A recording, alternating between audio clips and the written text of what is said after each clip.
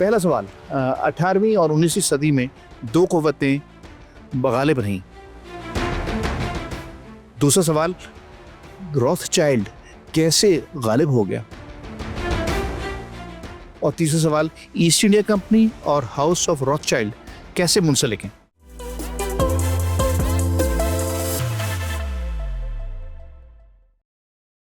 السلام علیکم، سید محمد جعفری آپ کی خدمت میں حاضر ہے۔ پہلے سوال کا پہلا حصہ، یعنی کہ 18ویں اور 19ویں صدی میں جو پہلی قوت تھی جو کہ غالب رہی یورپ اور انگلینڈ میں، اس کا نام ہے ایسٹ انڈیا کمپنی۔ جی ہاں، یہ وہی ایسٹ انڈیا کمپنی ہے جس کا آپ اسکولوں کے زمانے سے سنتے آئے ہیں۔ 1600 میں یہ لنڈن مرچنٹس نے ایک پٹیشن داخل کی تھی کوئین ایلزابتھ I کو، تاکہ وہ ان کو رائل چارٹر عطا کریں تاکہ وہ اسپائس ٹریڈ شروع کریں ساؤتھ ایسٹ ایشیا میں۔ اور اس کے بعد پھر ایک 1757 کا زمانہ آتا ہے جس میں بیٹل آف پلاسی ہوتی ہے، اور وہ ٹریڈ جو ہے وہ بدل جاتا ہے ڈی فیکٹو گورنمنٹ میں، یعنی کہ انہوں نے ملک پہ قبضہ کر لیا، جو کہ آج کا موجودہ ہندوستان، پاکستان، بنگلہ دیش ہے۔ اس دوران انہوں نے ٹیکسز کلیکٹ کیے، جسٹس کو ایڈمنسٹریٹ کیا، اور ایک آرمڈ فورسز مینٹین کی۔ اس دوران انہوں نے بیش بہا پروفٹس کمائے، ریسورسز نکالے، اور ایک ویلتھ جو کہ ہے برٹن کو پرووائڈ کی۔ یہ کہانی ہم نے ہمیشہ سنی ہے، اور اب اس کو ہم آگے لے کے چلیں گے۔ دوسرا حصہ پہلے سوال کا کہ 18ویں اور 19ویں صدی میں جو دوسری قوت جو غالب رہی وہ تھی روتھ چائلڈ۔ روتھ چائلڈ کا مطلب ہے یعنی کہ جرمن ورڈ ہے جس میں ریڈ سائن، اس کا اگر ہم انگریزی میں ترجمہ کریں تو ایسا ہے کہ 1760s میں مائر ایمشل روتھ چائلڈ جو کہ جرمن تھے، انہوں نے ایک انٹرنیشنل بینکنگ سسٹم اسٹیبلش کیا دنیا میں، بیسکلی ان یورپ، اور اس کی رسائی امریکہ تک بھی تھی۔ ان کے 5 بیٹے تھے جو کہ اس کو کنٹرول کرتے تھے۔ کام ان کا یہ تھا کہ گورنمنٹ اور رائلٹیز، یعنی کہ جو جہاں بادشاہ تھی، ان کو لونز عطا کرتے تھے، اور کیونکہ وہ سیکیورڈ لونز تھے اور انہوں نے جو پے بیک کرنا تھا وہ نیشنل ٹیکسز کی مد میں ان کو یہ پیسے واپس آنے کی گارنٹیڈ ہوتی تھی۔ اب جو سیکنڈ کویشچن تھا ہمارا کہ روتھ چائلڈ کیسے غالب ہو گیا، تو ایسا ہے کہ 1776 میں مائر ایمشل روتھ چائلڈ نے ایک نیٹ ورک قائم کیا جس کو ایلومیناٹی کہتے ہیں، جو کہ ایک آرگنائزیشن ہے اور ایک it's a net combined with Freemasons, جن کا ویژن یہ ہے کہ جو بھی نان جو ہیں دنیا میں ان کو پولیٹیکلی، اکنامکلی، سوشلی اور ریلیجسلی ان کو نقصان پہنچایا جائے، اور وہ اس جنگ کی شکل اختیار ہو جائے گی، لوگ نہیں بلکہ کنٹریز کی بات ہو رہی ہے، اور وہ لڑ کے ویسے مر جائیں۔ That is the mission they are on, that's a long term vision. اچھا، اب ہم دیکھتے ہیں کہ 18ویں صدی میں یہ دنیا کے ایک اور کونے میں یعنی کہ ساؤتھ ایسٹ ایشیا میں کیا ہو رہا تھا۔ تو اس کے لیے ہمیں جا رہے ہیں اس دور میں جو کہ ٹیپو سلطان کا دور تھا۔ ٹیپو سلطان صاحب کی حکومت تھی میسور میں، اور ان کے خلاف انگریز، فرانسیسی اور مرہٹے اکٹھے ہو گئے اور ان پہ جو چڑھائی کر دی۔ مختلف جنگیں ہوئیں فرام 1763 ٹو 1799، یہ کوئی 30 سال کا دورانیہ بنتا ہے جس میں 4 جنگیں ہوئیں جس کو اینگلو میسور وارز کہتے ہیں۔ مقصد تھا ان کو حکومت کو تباہ کرنا، اور ان کے پاس جو ان کی پرسنل کنیکشن تھی، ویلتھ جس طرح بھی انہوں نے حاصل کی، اس کو لوٹنا۔ ابھی تک ہم نے کہا کہ برطانوی اور فرانسیسی اور مرہٹے موجود تھے، کتابیں بھی یہی کہتی ہیں۔ اب اور اس میں اضافہ یہ ہو رہا ہے کہ نظام آف دکن بھی ان کے خلاف تھے، حالانکہ یہ حقیقت نہیں ہے، کبھی نہیں، نہ انگریزوں نے لکھا نہ فرینچ نے لکھا، تو یہ نئی ایڈیشن پتہ نہیں کہاں سے آ گئی۔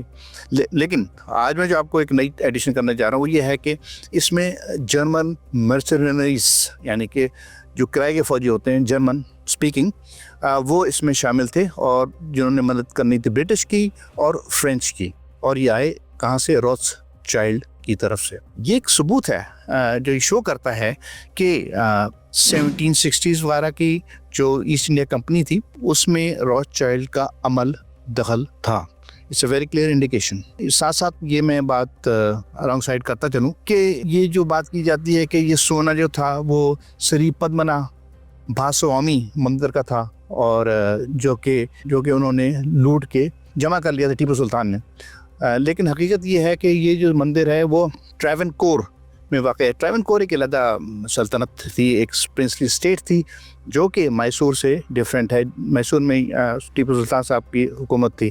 انہوں نے ٹراونکور کو حاصل کرنے کی کوشش کی لیکن کامیاب نہ ہو سکے. اس کے علاوہ یہ بھی کہا جا رہا ہے کہ ٹیپو سلطان اور ان کے والد حیدر علی کو انگریز نے اور فرینچ نے اس کام پہ لگا دیا تھا کہ بھئی سارے مندروں کو توڑو تاڑو, ان کے ہندوؤں کو مارو اور وہاں سے سونا جو اس میں دفن ہوتا ہے نیچے کوفرز کے اندر وہ نکال کے لے آؤ.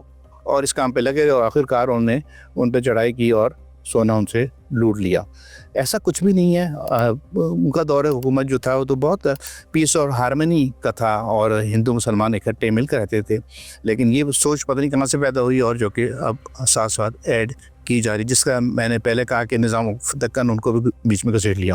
بہرحال جب یہ 4 جنگیں ہو چکی اور ان کو فتح حاصل ہو گئی, ٹیپو کو انہوں نے شہید کر دیا, تو ان کے ہاتھ جو ہے وہ 55 ملین ورتھ آف گولڈ مل گیا جو کہ ایک بہت بڑا مطلب لوٹ مار کا سامان تھا جس نے برٹش ایسٹ انڈیا کمپنی کو انرچ کر دیا. میں نے جیسے پہلے کہا کہ جو ہیں روتھ چائلڈ ان کا انفلوئنس تھا اور بظاہر یہ پیسہ ایسٹ انڈیا کمپنی کو چلا گیا, لیکن they had their hold on East India Company. تو یہ جو کیش ان کے ہاتھ آیا اس گولڈ کی شکل میں, وہ پیسہ جو ہے اب وہ نیتھن روتھ چائلڈ کے پاس آئے گا اور وہ پیسہ لے کے لنڈن جائے گا.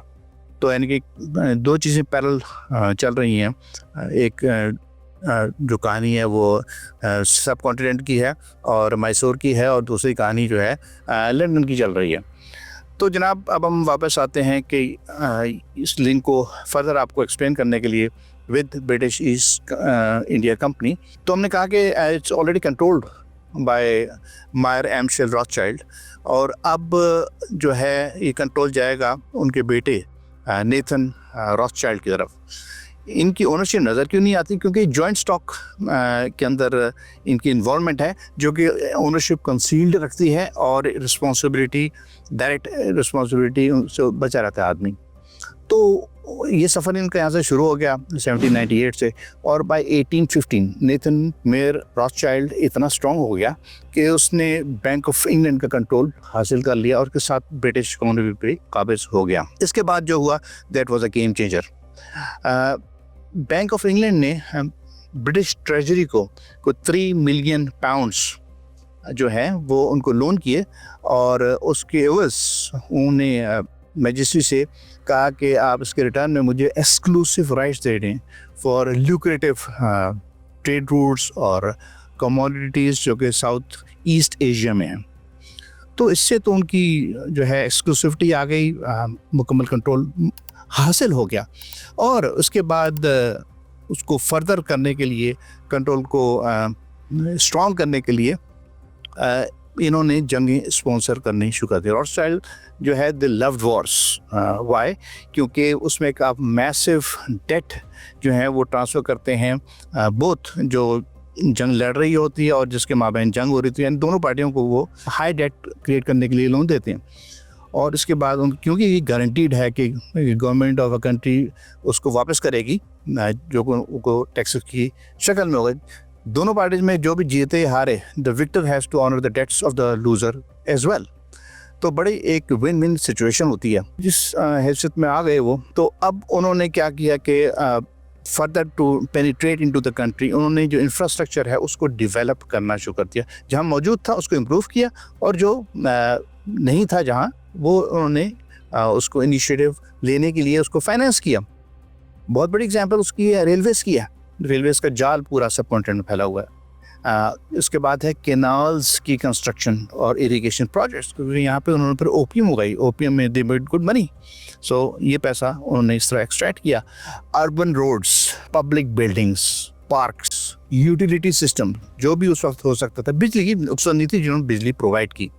इसके साथ साथ उन्होंने जो बहरी एंड के ऊपर उन्होंने सी पोर्ट्स और उससे मुंसलिक हार्बर्स हैं उनको इम्प्रूव किया कि जहाज़ यहाँ आ सकें और you will get more business and more transportation facilities. अच्छा, इसके साथ साथ ये जहाँ भी जाते थे इसके अलावा यानी कि जो नेपोलियन वॉर में भी जो पैसे लगाए थे, तो इसमें इनका जो पैगाम रसानी का जो नेटवर्क है, जिसको आजकल हम पोस्टल सर्विस की शक्ल में देखते हैं, दैट वाज वेरी एफिशिएंट। और यही उन्होंने नेटवर्क हमारे कंट्री में, आप इसकी मिसाल देखते हैं, पोस्टल सर्विस वेरी एफिशिएंट, और ठीक है आउटडेटेड हो चुकी है मौजूदा दौर के हिसाब से, but it was a very good system, very efficient. तो ये इनकी खासियत है कि वेरेवर देखो कम्युनिकेशन इज़ वेरी इंपॉर्टेंट। जिस तरह मैंने मिसाल दी नेपोलियन वॉर में भी। अब ये मालूमात अगर आप ढूंढने की कोशिश करेंगे रॉथशाइल्ड के बारे में और ये लिंक ढूंढने की कोशिश करेंगे ईस्ट इंडिया कंपनी में, तो कहा जाएगा कि जो इंफॉर्मेशन मिलेगी रॉथशाइल्ड के ताल्लुकात बहुत थे।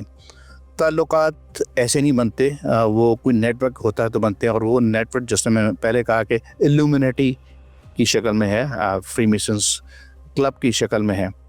और जब ये नेटवर्क होता है, you get best resources around the world, you hire them. आपकी एक मर्सनरी फोर्स होती है, यानी कि आपके किराए के फ़ौजी होते हैं जो कि आप लैंड करते हैं, जिस तरह आजकल मौजूद दौर में पीस कीपिंग फोर्सेस हैं। So this was some information I found worth sharing with you. I can also ask you to check it out अपने एंड के ऊपर और देखें इसके बारे में आपको क्या मज़ीद मिलता है। Until then, thank you very much and खुदा हाफ़िज़।